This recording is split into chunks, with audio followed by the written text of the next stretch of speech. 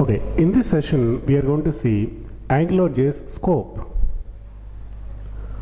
So how to create AngularJS application by giving a div followed by ng app. So this entire div tag is a AngularJS application. So whenever we have created AngularJS application, automatically system will create a model.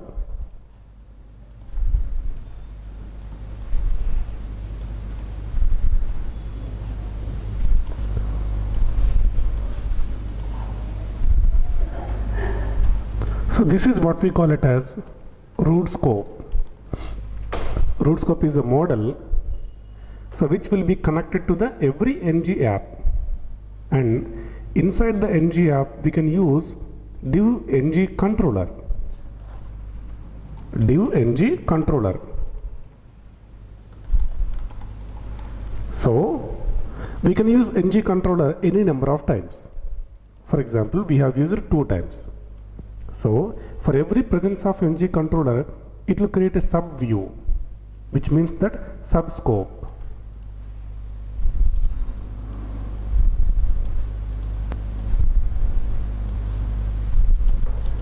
So for this one you will get one sub scope, or also called as child scope. So this is child scope 1,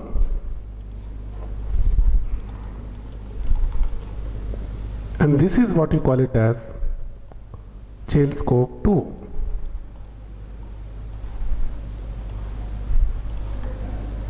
So what you have to understand from this, in AngularJS, whenever we have created ng app, it will create automatically one model that is pronounced as a $scope. And whenever we have used ng controller, then it will create one scope, another ng controller, another scope.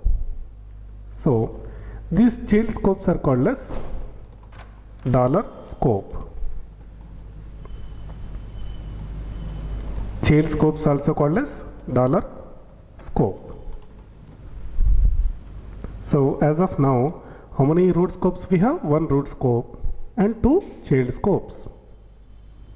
Let's see the same in a program. So first we have to create a folder.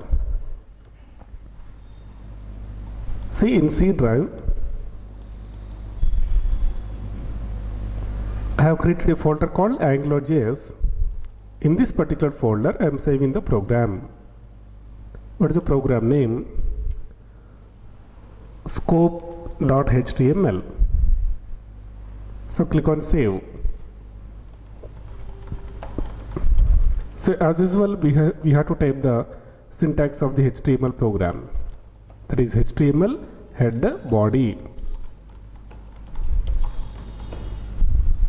Now title AngularJS scope. Now also we have to copy paste the angular.js file into the specific folder. Already we have downloaded angular.js file. In the previous sessions I have shown you how to download the AngularJS file. So right click on this, copy and paste into your AngularJS folder. So now we have to import that particular file into the program angular.js. So this will import the AngularJS file into the current working web page. Once we have done this, in the script tag we have to create where app is equal to angular.module. So which means that we are creating a new module. Name of the module is my module. Actually we can give any name for the module. What is module? Collection of controllers, views and models. And here we have to specify the dependencies. What are the dependencies? In order to load this particular module, what are the prerequisites? Those are called dependencies. Now in this module we have to create a controller. What is the name of the controller? My controller. What is the controller function? This one. Now in this we can actually access the two variables. One is root scope, other one is scope. Let's create two controllers. My controller 1, my controller 2, two controllers. What I am saying exactly, for both controllers $root scope is common, but $scope is different. So we may try to add the data into this $root scope or this $root scope. Both will be the same, but the scope is different specific for each controller. For example, in our application, in the first div tag you want to display employees data, in the second div tag you want to display students data. So we have to add the employees data into this $scope and the students data into this $scope. But what of the common data between them? The common data should be present in the $scope, root scope. So I am just adding $scope dot employee is equal to a JSON object, emp id 101, emp name Scott, salary 4000. This is the employee data. Same like this, we are adding student data, student id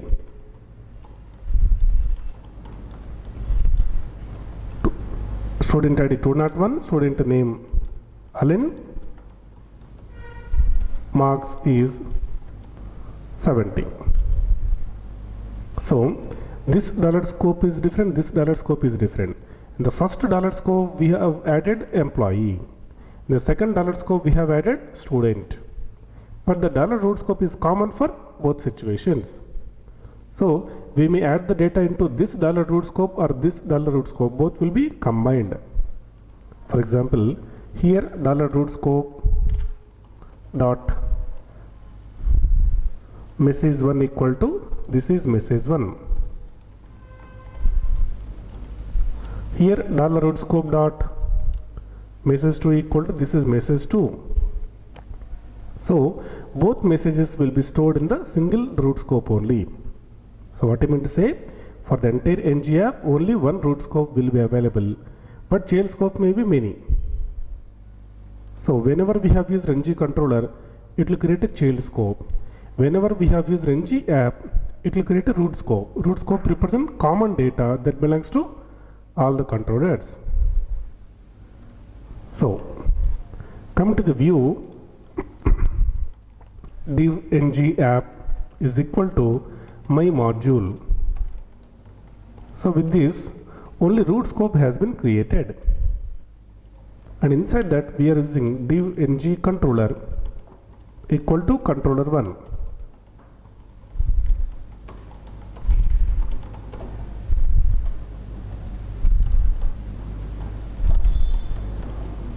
So two controllers. So for this one child scope, for this another child scope, for the entire div root scope. Three scopes are available now. So in this we can access only employee data, because see we have mentioned my controller 1, right? In the my controller 1, what data we have added?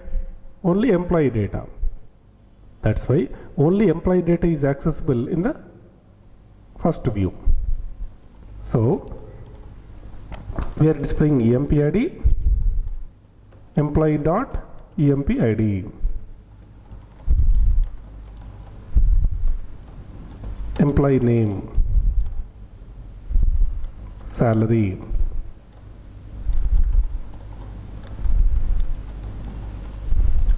same like this. We are adding student details. In the second view only student details are available, because What the controller name we have given? My controller 2. So my controller 2 contains only student, doesn't has employee. So that's why we can access only student details.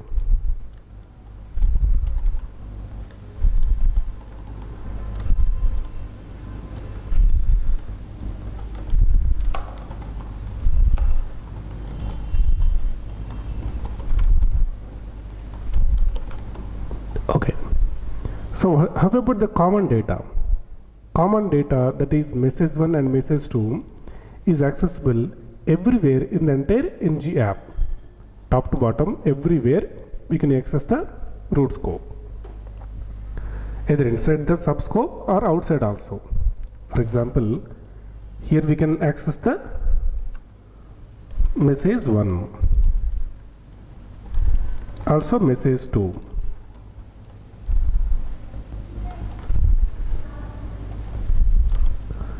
Even here also we can access message 1, message 2.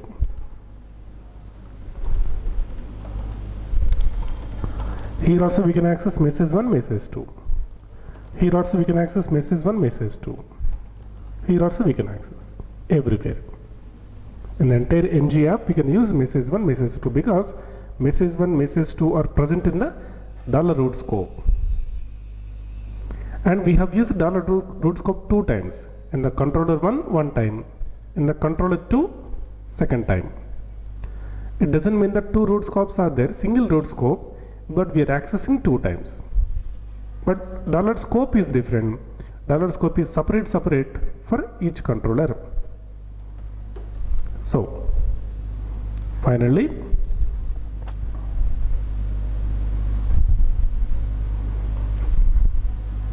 data is like this.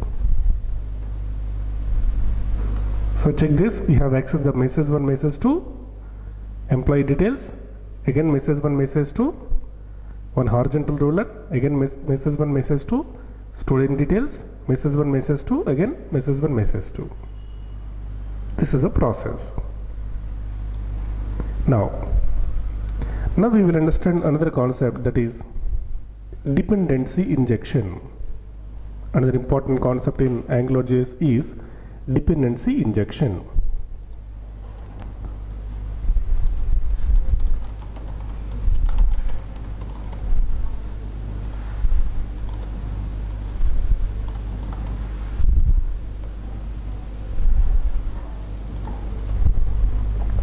So what is dependency we have to understand first. Then we can understand what is meant by dependency injection. Then we will see how to implement it in AngularJS. Step by step we have to grow. So the first question is, what is dependency? See, for example, we will take a building. First floor depends on ground floor. Second floor depends on first floor. Third floor depends on second floor. This is what dependency is. One component depends on other component. In programming also, we will divide the project into many parts, in other words many components. One component depends on other component. Here the word component meant by maybe a function or maybe a class. First we will see function dependency.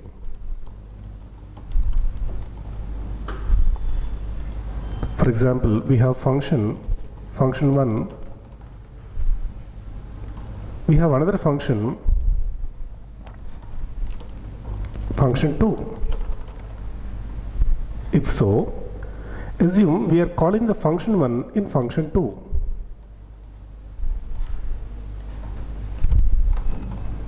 We are calling the function 1 in function 2.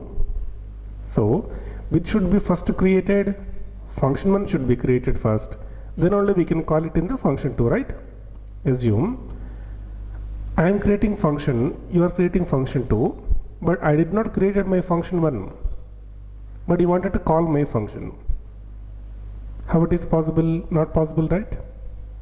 First function 1 is to be created, then only you can call function 2. If I did not create function 1, how do you call function 1 in your function? Not possible. So this is the problem. So if function 1 is already created, then directly you can call it in the function 2. At that time, no problem at all. But in case function 1 not created, but you want to call the function 2, at that time only problem occurs. Then we will see how to solve the problem. How to solve the problem, that is what we call it as dependency injection. If dependency is a problem, dependency injection is a solution. But this is an example of function dependency. Similarly, we have class dependency. In C#, Java, in many other programming languages, we have ability to create the classes. In Java, C#, we can write like class name. But how about in JavaScript? In JavaScript, can you create classes? Yes, why not? How to create classes? So class dependency. In JavaScript, class dependency. In JavaScript, how to create the class? Surprisingly, it is entirely different. So function class 1, function class 2.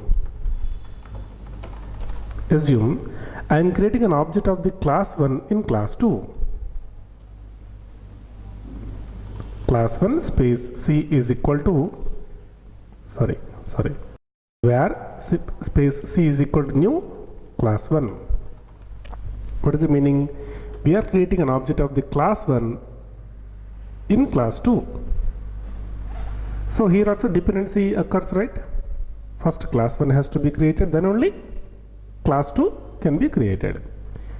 If the programmer has not created the class 1, how class 2 can be created? Not possible. Because in the logic of class 2, we require to call the class 1. If it is not present, how do you access it? Not possible. So this is the problem. So in the function dependency problem and the class dependency problem, the solution is dependency injection. Again, in different MVC frameworks, there are different ways to solve the dependency injection problem. But how do we implement the dependency injection in AngularJS? So first let us write a dependency injection definition properly. Dependency injection.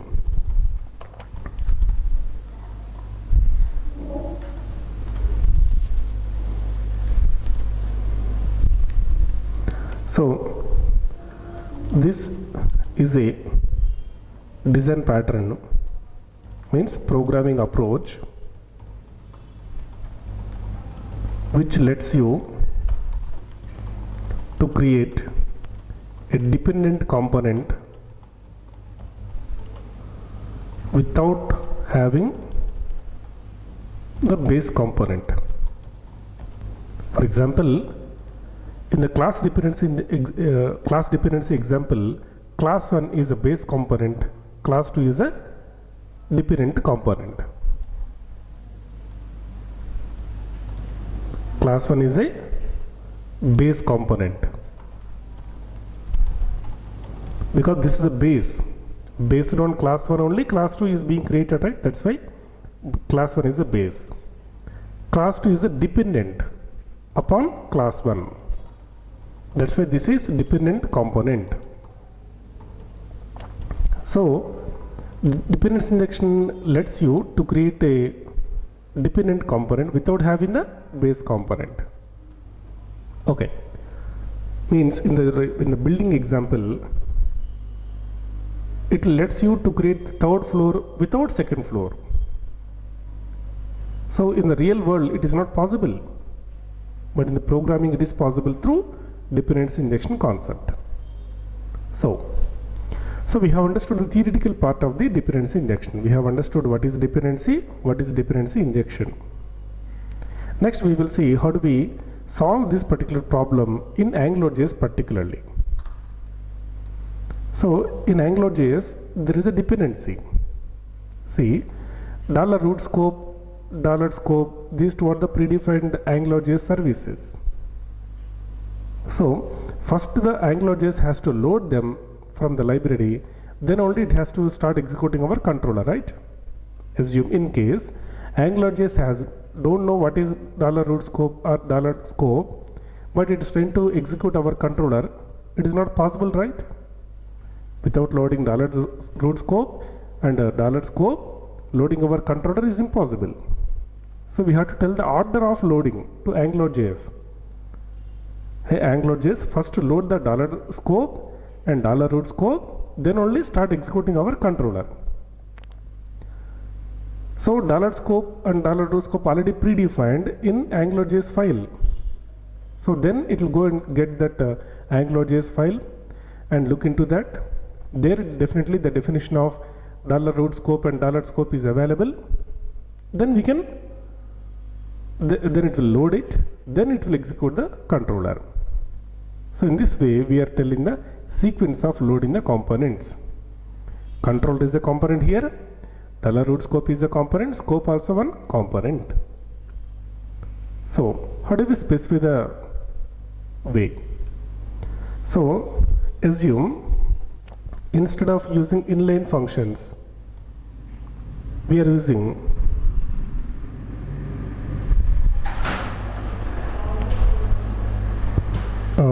okay, here the best way is, here we will specify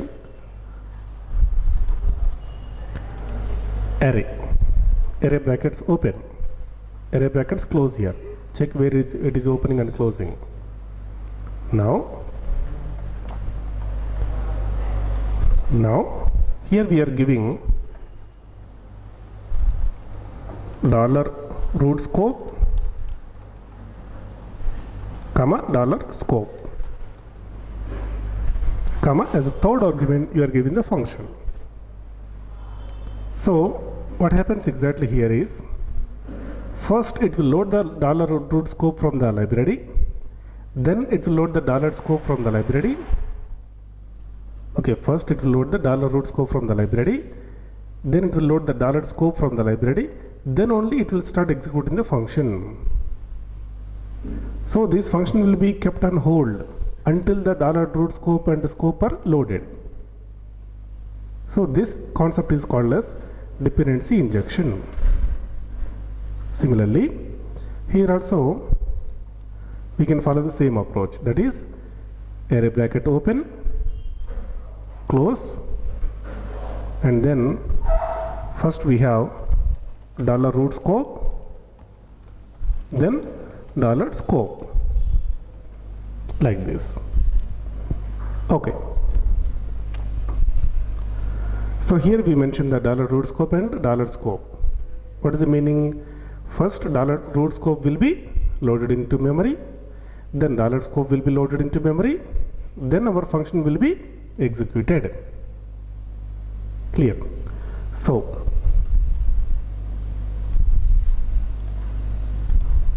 we got the same output, no difference. Okay, so in real time specifying this type of array brackets is the best approach. I mean, specifying the dependency injection is the best. What is the recommended? What is the reason? What is the benefit of this? See, generally in real-time application what happens is, we will keep this particular entire JavaScript code in a separate JavaScript file and we will import that particular file into this web page. Let's do that. Let's cut this code, create a new file, paste the same code,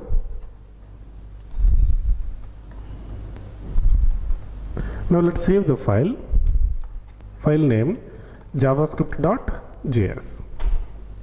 Now click on save. Now we have to import this particular file into this HTML file. How? src is equal to javascript.js. Okay, this is how do we do in real-time applications. Same JavaScript code is written in a separate file and we are importing the same into the web page by using script src tag.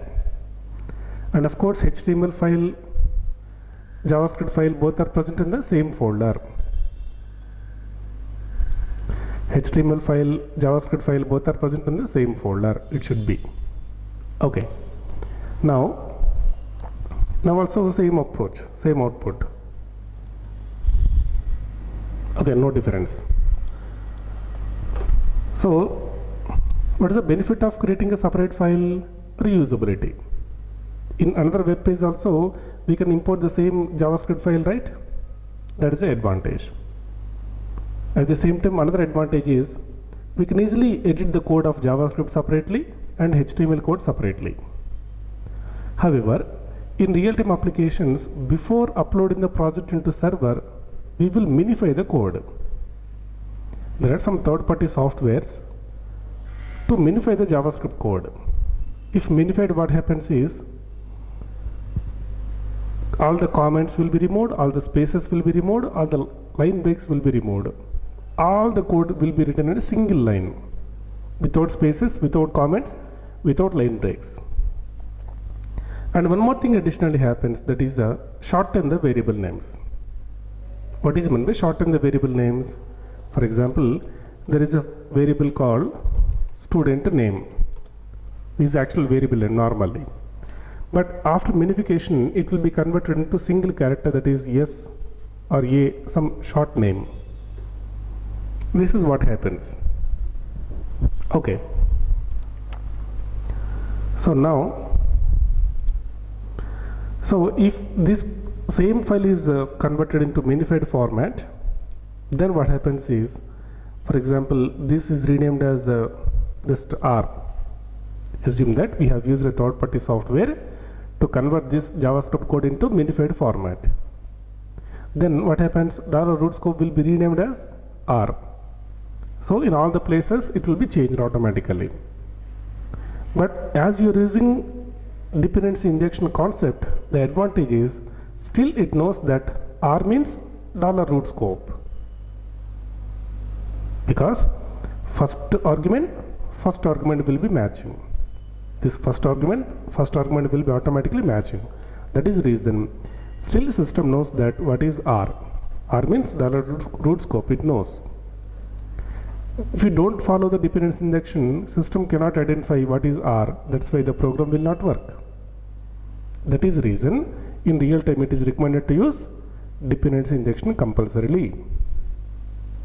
Same thing happened for $scope also. This variable name may be renamed.